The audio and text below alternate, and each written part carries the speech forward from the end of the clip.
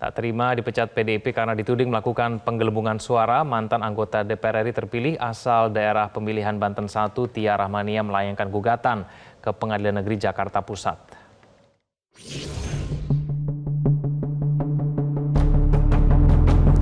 Pak Nurul Gufron yang terhormat, daripada Bapak bicara yang teori seperti ini, kita semua tahu Pak, negara ini berada dalam kondisi tidak baik-baik saja. Mending Bapak bicara kasus Bapak. Bagaimana Bapak bisa lolos Dewan Etik, kemudian dipetun sukses. Bagaimana kasus Bapak memberikan rekomen pada ASN. Bagaimana kasus-kasus Bapak yang lain Bapak bisa lolos. Mohon maaf Pak, Bapak bukan produk dari kami. Ya, Bapak bukan produk dari kami. Itu satu. Korupsi itu intinya etika dan moral Pak. Saya adalah salah satu dosen anti korupsi, Pak. Ya, izin ya, Pak. Baik. Nah, terima kasih. Baik. Karena demikian, terima kasih, Pak. Karena Bapak sendiri, Pak Gufron sendiri yang membuka. Jadi, Pak, dengan demikian, mohon ini masukan kepada panitia Lemhanas, kalau bisa cari tolong dihargai forum ini, Bu. Yang memberikan nilai-nilai baik. Terima kasih. Wassalamualaikum warahmatullahi wabarakatuh. Saya izin keluar. Baik, terima kasih, Bu. Aksi protes Tia Rahmania, mantan calon anggota DPR RI terpilih dari PDI Perjuangan Dapil Banten 1 kepada Wakil Ketua KPK Nurul Gufron di acara pembekalan Lemhanas 22 September lalu mendapat apresiasi warganet dengan sikap idealismenya menentang praktik korupsi. Meski demikian, kiprah Tia Rahmania menuju Senayan belakangan terganjal oleh partainya sendiri PDI Perjuangan. Ia dipecat dan batal menjadi anggota DPR periode 2024-2029 lantaran dinilai bersalah melakukan penggelembungan suara. Atas keputusan tersebut, kuasa hukum Tia Rahmania Juprianto Purbo memastikan pihaknya mengajukan gugatan ke Pengadilan Negeri Jakarta Pusat dengan tergugat Mahkamah Partai, Boni Triana, DPP PDIP, Bawaslu, hingga KPU RI. Juprianto menuding Mahkamah Partai dijadikan alat untuk kepentingan seseorang. Ketua DPP Bidang Kehormatan PDIP Komarudin Watubun mempersilahkan Tia untuk melakukan upaya hukum dalam rangka mencari keadilan. Komarudin menekankan pemecatan terhadap Tia Rahmania merupakan keputusan DPP PDIP dan tak terkait aksi protesnya terhadap pimpinan KPK. Saya yang baca putusannya. Dan setelah dibaca saya suruh kasih kesempatan. Silakan mau memilih mundur atau sanksi berat. Mereka berdua semua sama, tidak mau mundur. Maka sanksi berikut adalah pemecatan.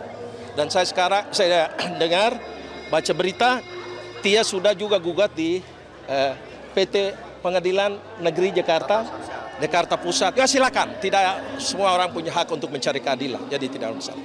Adapun akibat pemecatan tersebut, Tia Rahmania pun batal dilantik menjadi anggota DPR RI periode 2024-2029. Posisinya digantikan oleh peraih suara terbanyak kedua, yakni Boni Triana. Pemecatan berdasarkan salinan surat keputusan KPU nomor 1368 tahun 2024 tentang penetapan calon terpilih anggota DPR RI yang diakses di halaman resmi KPU 25 September 2024. Dari Jakarta, Tim Liputan Metro TV. Mengapa fenomena pergantian anggota DPR terpilih terjadi di detik-detik jelang pelantikan dan langkah hukum apa saja yang akan ditempuh Tia Rahmania? Kita akan membahasnya bersama dengan kuasa hukum Tia Rahmania, Juprianto Purba, dan tim Badan Bantuan Hukum PDIP, Johannes L. Tobing. Pak Juprianto, Pak Johannes, selamat malam. Terima kasih atas waktunya bersama kami di Prime Time News. Saya akan langsung kepada Selamat malam, Mas. Ya, saya akan langsung ke Pak Juprianto. Pak Juprianto, apakah tim kuasa hukum berkeyakinan bahwa ada pelanggaran pidana dalam pemecatan Tia Rahmania? Kalau pendapat kita selaku tim kuasa hukumnya Tia Rahmania, ada pelanggaran pidana kalau kita lihat. Karena ada tuduhan terhadap Bu Tia bahwa dianggap dia melakukan penggelembungan suara. Di mana jelas itu diatur di Undang-Undang Pemilu. Jadi di Undang-Undang Pemilu itu kan ada penggelembungan suara itu merupakan suatu kejahatan, pidana itu disebut. Dan kalaupun untuk memproses ini harusnya melalui lembaga Bawaslu yang dibentuk oleh pemerintah. Di mana di Bawaslu yang selalu disebut Mahkamah Partai itu sebagai dasar untuk menetapkan Bu Tia melakukan penggelembungan suara, di mana di putusan Bawaslu dikatakan jelas bahwa Bu Tia Rahmania tidak terlibat dalam pelanggaran administrasi yang dilakukan oleh penyelenggara pemilu. Tapi oleh Mahkamah Partai dijadikan dasar dengan mengutip karena ada yang diajukan sanksi administratif terhadap orang. Makanya keputusan Mahkamah Partai terhadap diri Bu Tia jelas dikatakan, oleh karena itu tidak dapat dibebankan pertanggungjawaban pelaksanaan tata cara, prosedur, dan mekanisme kepada Tia Rahmania. Artinya dengan adanya keputusan Bawaslu tidak ada indikasi pidana. Lalu Mahkamah Partai mengatakan ada indikasi pidana penggelembungan suara dan harus dipecat dari partai.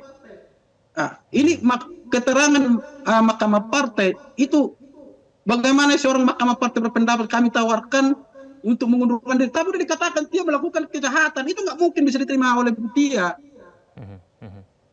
Baik. Karena Pak bukan Jupri, pelanggaran etika lagi, tapi pelanggaran terhadap undang-undang pemilu. Ya. Yang mana Jadi, itu mekanismenya Pak Jupri, jadi ada berkeyakinan aturannya yang bahwa diperiksa ada dulu, unsur Bawaslu dulu. ya, Pak Jupri, jadi ada unsur fitnah gini di sini dalam terhadap Tia Rahmania. Ada. Kalau dibilang unsur fitnah ada karena gini. Pertimbangan Majelis Mahkamah Partai menyebutkan bahwa Tia Rahmania mengambil suara partai 10. Suara ada satu lagi anggota partai nomor 3 mengambil suaranya 251. Lalu di amar putusan mengatakan Tia Rahmania ini terbukti melakukan penggelembungan suara 1626. Dari mana amar itu datang tanpa ada pertimbangan yang jelas? Inilah yang membuat kami bahwa ada tendensi memang ini sudah didesain untuk supaya Bu Tia nggak jadi anggota dewan.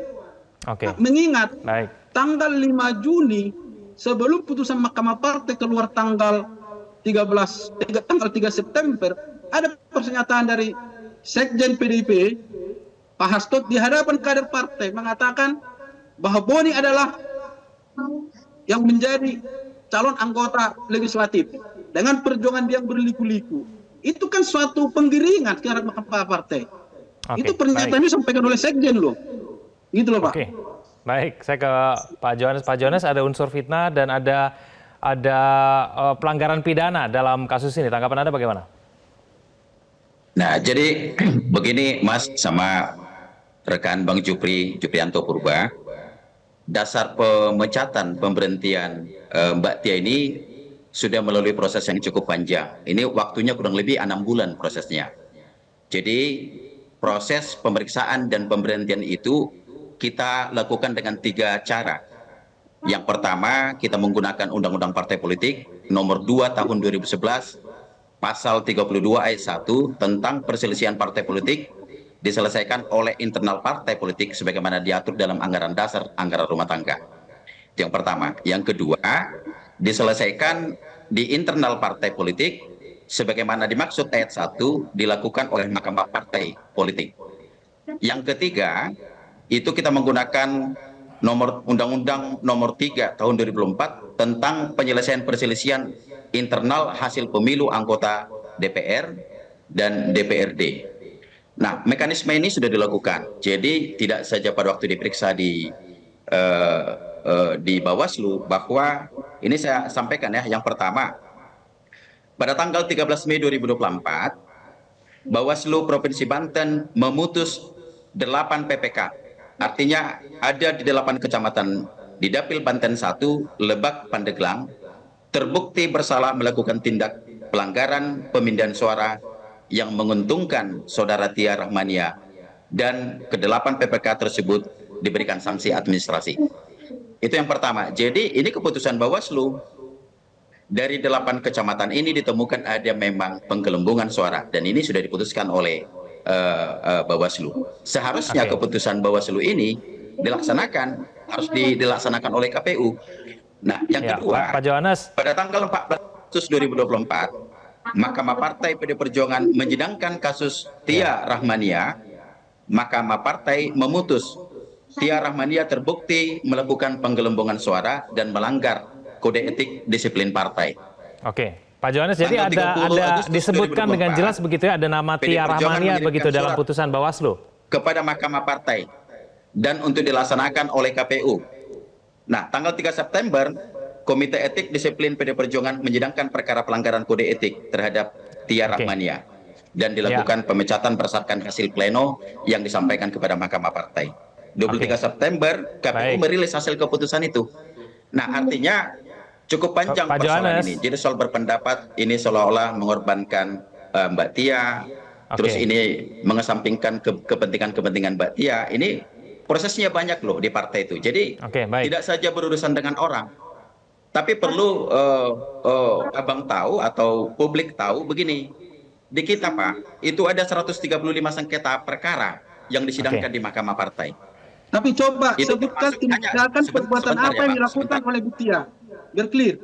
Tindakan perbuatan apa yang dilakukan oleh Bu Tia sehingga dikatakan melakukan pengelompokan partai. Coba sebut dipertimbangkan Mahkamah Partainya.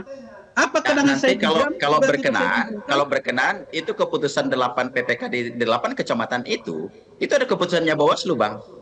Jadi silakan dicek juga keputusan Bawaslu itu yang seharusnya. Di putusan Bawaslu sudah dikatakan bahwa Bu Tia tidak terlibat. Lalu abang katakan terlibat. Dari mana dasarnya? Kalau apa berkatakan terhadap keputusan Bawaslu? Ini kan kita pegang keputusan Bawaslu. Baik, jadi saya sampaikan dulu Bang Jupri. Jadi di kita di Mahkamah Partai itu, apapun ceritanya, itu memang pengambilan, pencurian terhadap suara terhadap rekan sesama dari partai, dari kader itu pelanggaran berat. Itu pelanggaran kode etik berat itu. Abang tahu maka sebentar, izinkan dari saya sampaikan. Penjelasan pasal 32 ayat 1 Undang-Undang Partai Politik. Apa yang menjadi sengketa yang harus jadi Mahkamah Partai? Jelas ada disebutkan, tidak ada mengenai penggelembungan suara. Pak Johannes dan kita temukan Pak Jupri, kita kan gini, sudahi dulu mengenai perdebatan mengenai putusan Bawaslu ya. Itu kan Pak Jupri dan kemudian Pak Johannes, saya ingin kita beralih dulu dari putusan Bawaslu. Saya ingin bertanya dulu kepada Pak Jupri dulu. Pak Jupri, apakah Tia Rahmania ini diberikan kesempatan untuk membela diri dalam proses di Mahkamah Partai dalam proses 6 bulan itu seperti yang dikatakan oleh Pak Johannes? Memberikan bukti tapi tidak dijadikan dasar untuk membuat pertimbangan. Itulah kita bilang tidak objektif. Bukti dikasih tapi tidak dijadikan dasar untuk membuat pertimbangan. Contohnya salah satu bukti bahwa terkait yang dikatakan adanya penggelembungan suara terhadap saudara Hasbi 251. Klien saya sudah memberikan bukti ada berita acara perubahan input rekap pada hasil rekapitulasi yang mengembalikan kepada saudara Hasbi. Tapi ini tidak dipertimbangkan, makanya keluarlah putusan Mahkamah Partai yang mengatakan terbukti penggelembungan, sedangkan itu sudah dikembalikan, tidak itu dijadikan dasar untuk perhitungan untuk mengatakan bukti itu sebagai suara tertinggi. Kalau mengenai perselisihan kita bilang harusnya kalau kita lihat pertimbangan majelis Mahkamah Partai, bukti itu hanya mengambil contohnya yang diuntungkan dia. Kalau kita lihat perselisihan antar partai, yang diuntungkan dia cuma 251 tambah 10 suara partai, tapi tiba-tiba amarnya mengatakan bukti terbukti melakukan pelanggaran syarat 1.600. Dari mana pertimbangannya, dasar hukumnya dari mana itu? Makanya Pak Jupri, tapi Tia diberikan informasi tidak oleh KPU bahwa ia telah dipecat oleh PDIP dan kemudian tidak bisa dilantik menjadi anggota DPR. Gimana maksudnya? Gimana? Ya Pak Jupri, tapi Tia Rahmania ini mendapatkan informasi tidak langsung mendapatkan informasi dari KPU tidak bahwa ia telah dipecat oleh PDIP dan kemudian tidak bisa melanjutkan sebagai anggota DPR. Kalau kita lihat perjalanannya Bu Tia sampai saat ini putusan Mahkamah Partai tidak pernah diserahkan ke Bu Tia dan pemecatannya baru kemarin dikasih. Kan enggak, inilah kita ada kejanggalan yang kita lihat. Kalau pendapatnya pihak partai bahwa dia telah dibuat tanggal 13 September, tapi baru kemarin dikasih putusannya pemecatan. Baik, saya ke Pak Johannes ya. Sekarang ini belum dikasih. Saya ke Pak Johannes. Proses di Mahkamah Partai ini disebut tidak profesional, tidak menghadirkan keadilan oleh Tia Rahmania. Tanggapan Anda bagaimana? Ya, boleh saja. Tapi kan tadi kan dari 3 penjelasan saya itu, ini bahwa betul-betul sudah dijalankan secara profesional, secara arif dan bijaksana. Karena begini, saat ini sebelum diputuskan keputusan itu ada 135 sengketa Pak yang kita selesaikan di Mahkamah Partai itu. Dari 135 calon anggota DPR ya, itu hanya 11 yang bisa berhasil kita eksekusi. Dari 135. Jadi memang bagaimana cara mengeksekusi? Ya tentu bicara data dan bukti. Boleh saja misalnya di KPU ditetapkan suaranya. Tetapi ketika bicara D hasil, C hasil, bukti-bukti ini yang bisa membuktikan bahwa memang ada keputusan yang salah. Gitu loh. Maka pada waktu di PPK di 8 kecamatan itu di Banten Pandeglang itu ada hampir 1.600 kita temukan pelanggaran itu. Itu berdasarkan penggelembungan suara yang kita buktikan dari D hasil C1 sampai pleno kecamatan. Baik. Buktinya itu yang dibawa, itu yang disampaikan oleh Bu Nitiana ke kita. Nah, Oke, jadi baik. gini, maksudnya begini Bang Jupri.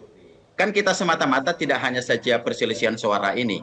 Bagaimana dibuktikan bisa berpindah dari suaranya Mas Boni pindah ke Mbak Tia, itu harus dibuktikan kan. Maka dibuktikan dari suara yang dari tingkat di hasil C1 plano itu. Itu dasar pembuktiannya bahwa memang Oke, terjadi baik. ada perpindahan suara. Baik, kita akan sama-sama ketika menantikan nanti terjadi, putusan maka dari dibawa ke Pengadilan Mahkamah Negeri Partai. Jakarta Pusat seperti apa, Gitu loh. apakah Jadi kemudian gugatan dari Tia Rahmani akan dikabulkan atau tidak, Pak Jupri dan Pak Johannes. Mohon maaf, waktu kita sangat terbatas. Terima kasih Pak Jupri dan juga Pak Johannes sudah bergabung sama kami di Prime Time News. Selamat malam semuanya. Jelajahi cara baru mendapatkan informasi. Download Metro TV Extend sekarang.